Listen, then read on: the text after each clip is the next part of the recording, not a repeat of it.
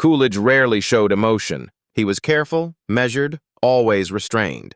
But in 1924, when his younger son died at only 16, the silence became unbearable. Friends said the president was never the same again. The other son, John, lived into old age, but he carried with him the memory of a brother lost and a father broken.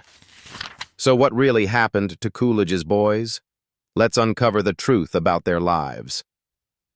Number 2. John Coolidge. John Coolidge was born on September 7, 1906, in Northampton, Massachusetts, the first child of Calvin Coolidge and Grace Goodhue Coolidge. His arrival filled the young couple with quiet joy. Years later, President Coolidge would remember the moment with unusual tenderness, writing that the scent of clematis flowers filled the room like a benediction as Grace held their newborn son. John grew up in a household that was both ordinary and extraordinary. By the time he reached his late teens, his father had risen from a modest New England lawyer to the 30th President of the United States. Yet at home, life was rooted in the steady Vermont values of Calvin Coolidge and the warmth and humor of Grace. John and his younger brother, Calvin Jr., born in 1908, were raised in a close family setting. They attended Massachusetts schools and elite prep academies, and in 1924, John graduated from Mercersburg Academy before enrolling at Amherst College, following the path his father had taken decades earlier. As a boy, John carried himself with seriousness and reserve, earning comparisons to Silent Cal himself. He was thoughtful, quiet, and often mature beyond his years. His brother Calvin Jr., by contrast, was lively, mischievous, and adored by their father. John later admitted without bitterness that Calvin Jr. was father's favorite, and he accepted the dynamic with characteristic grace. Despite their differences, the brothers were close, enjoying games, studies, and the rare adventures that came with being the sons of a president. John Coolidge's life could easily have been defined by his famous name, but he chose something quieter, a life of work, integrity, and modest service. In August 1923, when Vice President Calvin Coolidge suddenly became president after the death of Warren Harding, John was just 16 and away at a summer citizens military training camp. One morning, as he stood in line for breakfast, a captain informed him matter-of-factly, "Your father is President of the United States." It was the kind of moment that could have upended a young man's world. Instead, John stayed put, finishing his drills and exercises. "I guess a lot of people expected me to rush off to Washington," he later said, "but I stayed and finished training. Father wouldn't have it any other way." That response summed him up perfectly: dutiful, steady, and uninterested in special treatment. After graduating from Amherst College in 1928, John quietly built a life far from the political spotlight. In 1929, he married Florence Trumbull, the daughter of Connecticut's Governor John H. Trumbull. Their wedding in Plainville, Connecticut, was treated like a state occasion. The church was packed with dignitaries, and thousands of residents lined the streets just to catch a glimpse of the bride and groom alongside their famous parents. For John, though, it was simply a joyful beginning to a marriage that would last nearly 69 years. The couple settled in Connecticut and raised two daughters, Cynthia, born in 1933, and Lydia, born in 1939.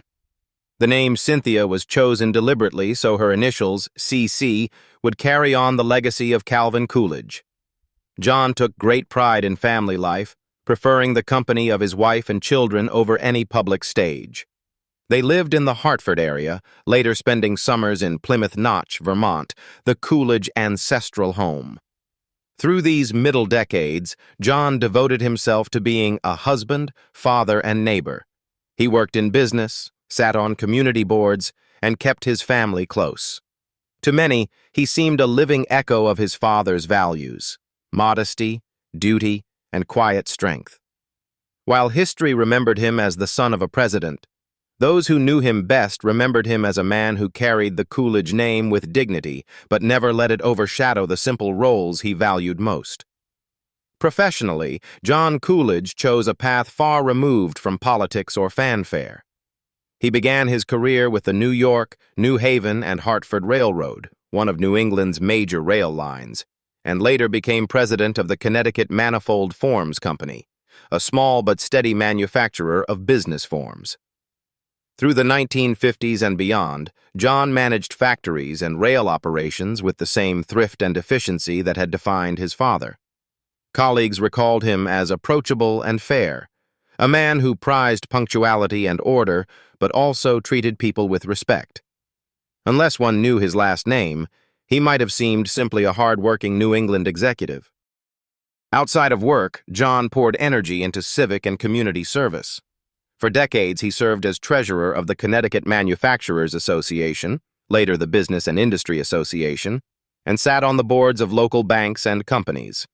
He was a corporator of Hartford Hospital and a trustee of several schools, including Mercersburg Academy, his old prep school, and the Clark School for the Deaf in Northampton, Massachusetts. The Clark School connection carried deep meaning. It was where his mother, Grace Goodhue Coolidge, had taught before her marriage, and John considered his service there a way of honoring her legacy. In all these roles, he carried himself with the same modesty that shaped his private life. At public meetings or community events, John rarely mentioned his heritage. He would introduce himself simply as John Coolidge from Farmington, never adding that his father had once been president. That quiet humility earned him deep respect in the circles where he lived and worked. To his neighbors, he wasn't the heir to a famous name. He was a dependable presence, a man who gave his time freely and lived by the virtues of diligence and decency. If John Coolidge never sought political office, he found another calling that suited him far better: preserving his family's story. After his father's sudden death in 1933, Grace Coolidge remained the keeper of the family's home in Plymouth Notch, Vermont. By the 1950s, as Grace grew older, John and his wife Florence quietly stepped in to ensure that the history would not be lost. In 1956, John made a remarkable gift. He donated the Coolidge homestead, the simple farmhouse where Calvin Coolidge had been born and in 1923 sworn in as president, to the state of Vermont. Every item inside was left exactly as it had been that August night: the furnishings, the photographs, even a pincushion on the bureau. The gesture froze a moment in American history, allowing visitors to walk into the very room where a quiet man from Vermont unexpectedly assumed the nation's highest office. The following year, on August 3, 1957, John stood before the old house at its dedication ceremony. He was not a man prone to public emotion, but those present noted how deeply moved he was as Vermont's governor formally opened the homestead as a national shrine. For John, it was both a public duty and a private act of remembrance, a way to make his father's values of honesty, thrift, and service tangible to future generations. He didn't stop there. In 1960, John helped launch the Calvin Coolidge Memorial Foundation, dedicated to scholarship and programs that would keep his father's example alive. Over the years, he added more pieces of the family's history to Plymouth Notch: land, artifacts, and even entire buildings. One of the most unusual contributions was the old Plymouth cheese factory, which John reopened in 1960. The plant had once been run by his grandfather, Colonel John Coolidge, in the 1890s. Reviving it wasn't just about history. It also gave the local community jobs and created another reason for tourists to visit the quiet Vermont village. Locals remembered him as a considerate boss, often working alongside employees and chatting about the past during breaks. For decades, the cheese factory became part of the draw that turned Plymouth Notch into a lively historic site. By the 1960s and 70s, the once sleepy hamlet was bustling with visitors. Neighbors would joke that it was hard to even drive through town on summer weekends. As he grew older, John Coolidge became more than just a businessman or preservationist. He became a living bridge to his father's time. By the 1980s and 1990s, he was often called the guardian of Calvin Coolidge's legacy, the man who could speak not from history books, but from memory. Though he never sought attention, John accepted this role with quiet grace. He occasionally welcomed historians and journalists, offering glimpses of Silent Cal not as the stone-faced president, but as the father he remembered. In 1983, at age 76, John took part in the first Calvin Coolidge Week in Northampton, Massachusetts, where his father had once served as mayor. President Ronald Reagan, a devoted admirer of Coolidge's brand of fiscal conservatism, phoned in during the festivities to speak with him. Before a crowd, John shared one of his favorite family stories, how his father once took him and his brother Calvin Jr. to stand outside a bank. The boys reported hearing nothing unusual. Coolidge replied dryly, "I thought if you listened carefully, you might hear your money working for you." The audience erupted in laughter, Reagan included. It was a rare public moment for John, the son of one president trading affectionate memories with another, both united in respect for Silent Cal. Most of John's later years, however, were spent in the quiet rhythms he cherished. After retiring from business, he and his wife, Florence, settled permanently in Plymouth Notch, Vermont, the hillside village that had always been home in spirit. Well into his 80s, John drove each morning to the historic post office to collect his mail. Tourists sometimes blinked in surprise when they realized that the courteous, soft-spoken man greeting them was the president's son himself. Tall and thin, with the same thoughtful gaze as his father, John carried a striking resemblance to Calvin Coolidge. Yet unlike the famously reserved Silent Cal, John was quick to chat with visitors, answering their questions with warmth and candor. On anniversaries or special occasions, he sometimes addressed small gatherings at the homestead. He always spoke briefly, but with genuine feeling.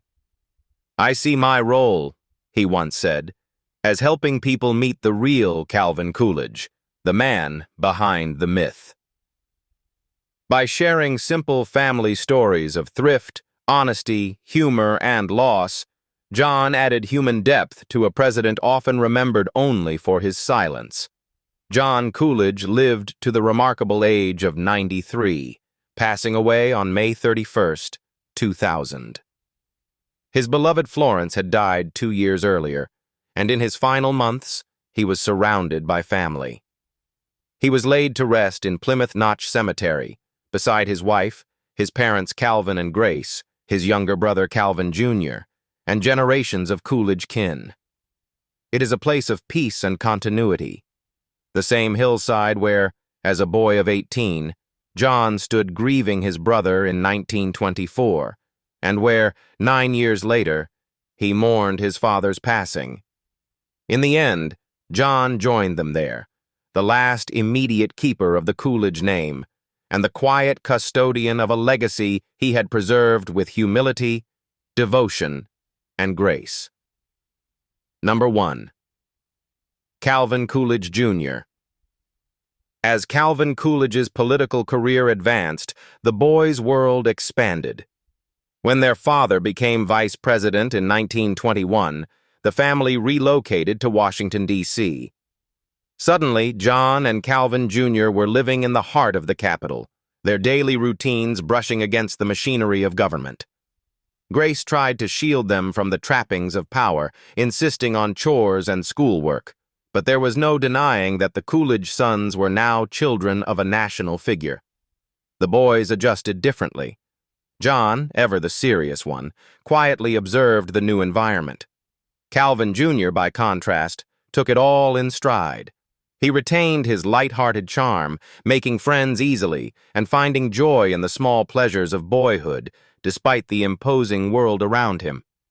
Even in Washington, where protocol and formality hung heavy, Bunny had a way of disarming people with a smile or a joke. Friends of the family later remembered Calvin Jr. as the child who balanced out his father's severity. Silent Cal might have been reticent with the world, but with Calvin Jr., there was an unmistakable fondness. The boy's energy and humor softened the president's image in private, even if the public rarely saw it. For a brief, shining moment, the Coolidge household seemed whole. John steady and studious, Calvin Jr. spirited and beloved, Grace providing humor and love, and Calvin Sr. grounding them all with Vermont's plain-spoken values. No one could have imagined how quickly that balance would be upended. The Coolidge family's world shifted overnight in August 1923, when Vice President Calvin Coolidge was suddenly elevated to the presidency after Warren Harding's death. In a moment that has since become iconic, Coolidge was sworn in at the family's simple farmhouse in Plymouth Notch, Vermont, with his own father, a notary public, administering the oath by lamplight. For the Coolidge boys, John and his younger brother Calvin Jr., it meant trading the relative anonymity of Northampton for life in the White House, a leap from small-town New England to the center of national power. Calvin Jr. was just 15 when he moved into the executive mansion, and he carried his youthful energy with him. He joined the Boy Scouts, strummed music, and spent hours on the White House tennis courts. Newspapers described the Coolidge sons as wholesome and studious, the picture of American boyhood. But behind the headlines, they were still just teenagers, two brothers trying to grow up under the watchful eyes of a nation. By the summer of 1924, the Coolidges seemed to be at their peak. The president had been officially nominated as the Republican candidate for the upcoming election. Grace Coolidge, warm and gracious as First Lady, relied on her sons to keep family life intact amid the grandeur of the White House. President Coolidge, outwardly reserved, softened visibly around his boys, especially the lively Calvin Jr., whose humor and spark brought light into his father's otherwise austere demeanor. Then came the cruelest twist. On June 30th, 1924, the family posed for formal campaign photographs in the sweltering Washington heat. Dressed in wool suits and stiff shoes, the boys endured the session as best they could. When it was over, Calvin Jr., eager for relief, headed straight to the tennis court. In his haste, he slipped on his shoes without socks. It seemed trivial, the kind of small carelessness every teenager makes. But by the end of the match, a blister had formed on his toe. Within hours, the blister turned dangerous. In an age before antibiotics, even a minor infection could spiral out of control. The bacteria spread rapidly into his bloodstream. By July 2nd, Calvin Jr. was critically ill and rushed to Walter Reed Hospital.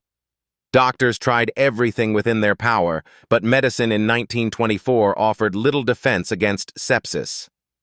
On July 7th, with both parents at his side, Calvin Jr. died of blood poisoning. He was only 16. The sudden loss shattered the Coolidge household.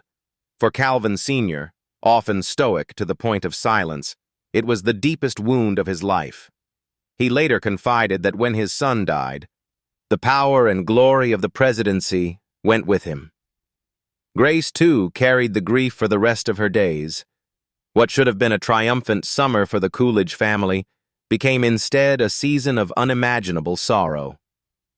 The death of Calvin Jr. shattered the Coolidge family.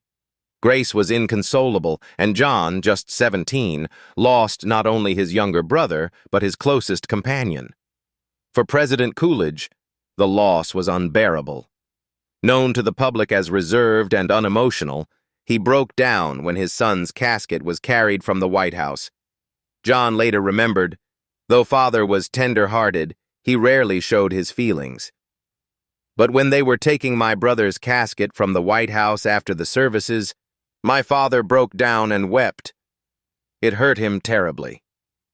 Coolidge himself admitted as much in his autobiography. When he went, the power and the glory of the presidency went with him. Friends and aides noticed the change.